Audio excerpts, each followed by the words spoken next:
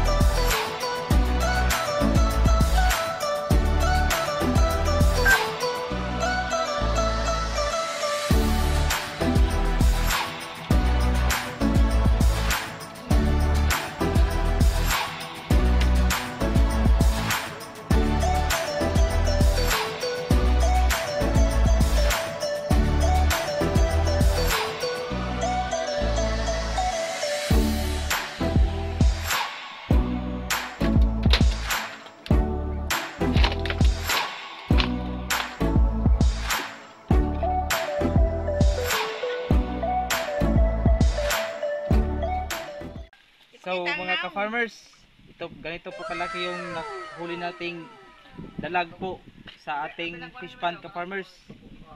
So ito po yung kumakain sa ating mga fingerlings po ng tilapia ka-farmers. So yan po, parang isang braso ko po ka-farmers. Ito po ka-farmers.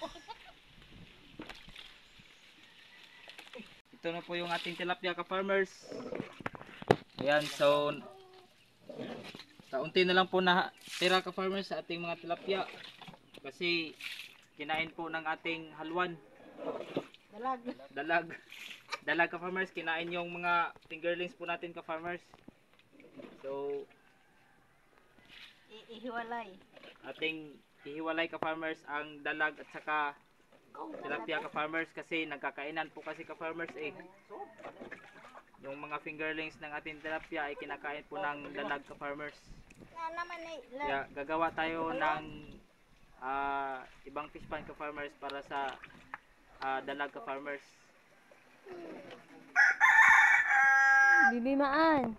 Hi Bibi. Hi. So mga ka-farmers, ganito po kalaki yung dalag ka-farmers na ating nakuha sa ating fish pond ka-farmers. So ito po yung umubos po ka-farmers sa ating mga fingerlings po na tilapia. Yan po ka-farmers. So ganito po kalaki ka-farmers. Nasa mga 1 feet po ka-farmers, mga 12 inches. Yan po ka-farmers, o sobrang busog po ka-farmers.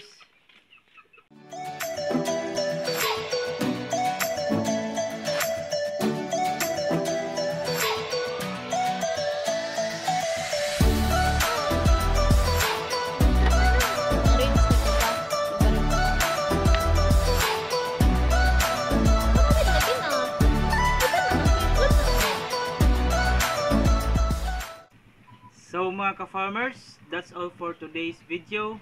And before we end this video mga ka-farmers, maraming salamat po mga ka-farmers sa inyong walang sawang pagsuporta po at sa laging panonood po sa aking mga video na ina-upload po mga ka-farmers. Kung bago pa naman po kayo sa aking channel, ay huwag po kalimutan na mag-subscribe, and also please support my Facebook page, A&M Piggery Farm. So mga ka-farmers, that's all for today's video, and see you in our next vlog. Daghang salamat. Bye-bye!